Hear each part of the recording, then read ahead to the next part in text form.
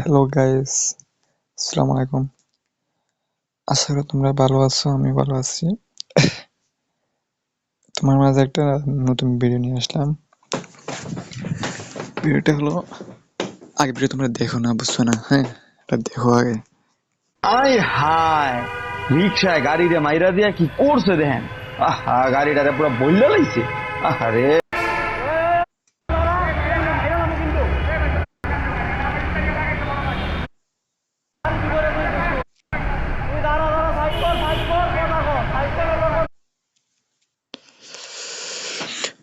তো দেখেন এখানে মানে রিক্সাওয়ালা মানে গাড়ির পিছন দিয়ে মাইরা দিচ্ছে।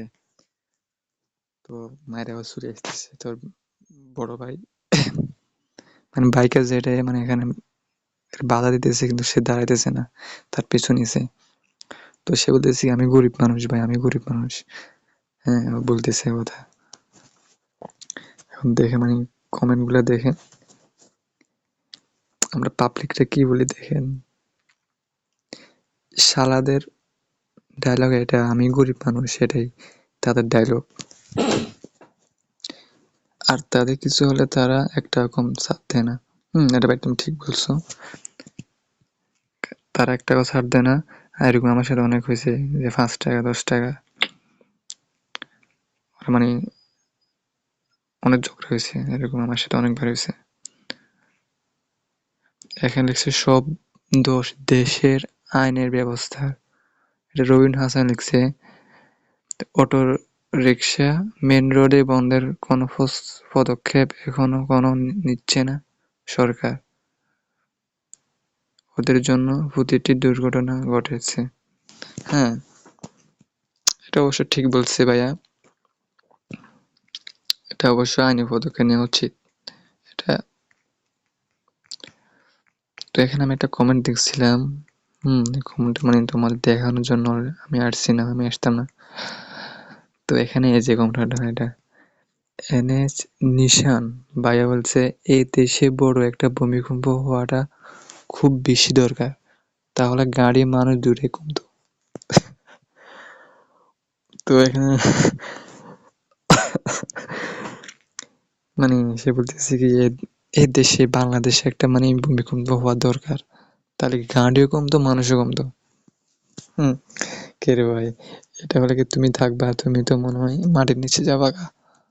ভূমিকম্পের সাথে তুমি মাটির নিচে যাবে। হ্যাঁ, মনে হচ্ছে তুমি থাকবা। হাসি আসতেছে রে।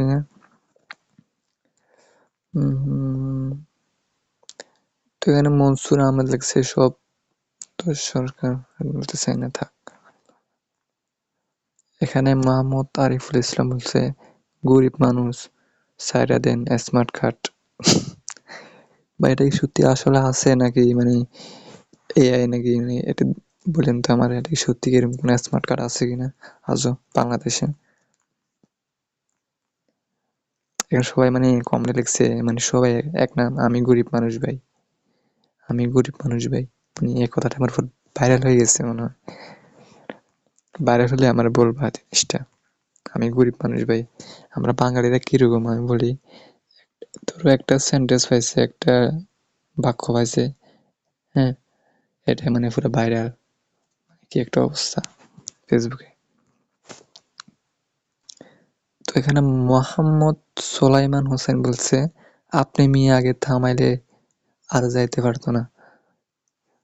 আরে ভাই, ও তো মানে ও তো হুন্ডা যদি স্টার্ট অফ করে ও তো চলে যাবে, মানে ও দাঁড় করতে চাইছে, কিন্তু অবশ্যই দাঁড় করেছে পরবর্তীতে মনে হয়।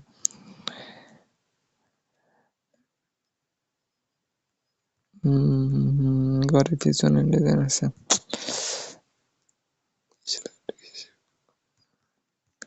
আমার ওই যে কমেন্ট অনেক ভালো লাগছে, এই জন্য বলছিলাম।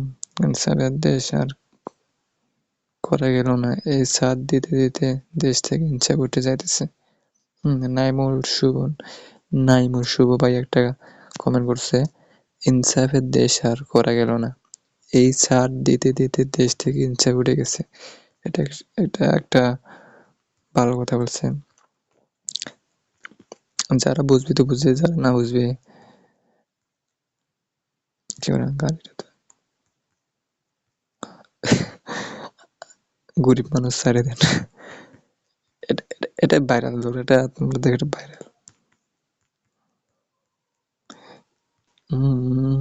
উনি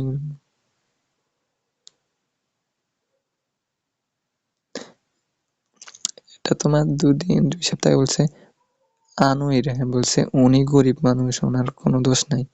কিছু মানুষ এসে আবার কমেন্টে এই কথা বলে যাবে। এই যে আপুর কথা রাইট হয়েছে, অনেকে কমেন্ট করছে একদম ঠিক বলছেন আপু। হুম, মানে আমিও জানতাম যে এরকম একটা ভাইরাল হবে। শিওর। এখানে মাসুরুর হাসান বলছে, কই ভাই, আপনার মতি-গতি দেখে মনে হচ্ছে ওরে ছাইড়া দিছেন। না ভাই, আমার মনে হয় ওরে ছাইড়া দিছে।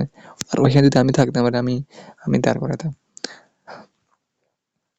পার্ট 2 কবে আসবে? আচ্ছা, এম এ সাম লিখছে আর কি, কমেন্ট করছে পার্ট 2 কবে আসবে? কি রে ভাই, তোমার কি এটা কি অভিনয় মনে হয় এখানে? মানে তুমি কি এটা অভিনয় বা নাটক চলচ্চিত্র মনে করছো যে পার্ট 2 কবে আসবে?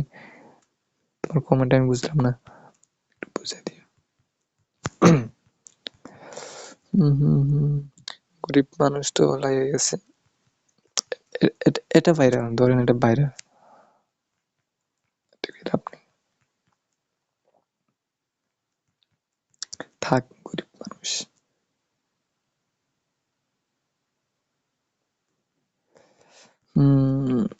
আচ্ছা ভাই, আজ এ পর্যন্তই। আপনারা সবাই ভালো থাকেন, সুস্থ থাকেন। আল্লাহ হাফেজ।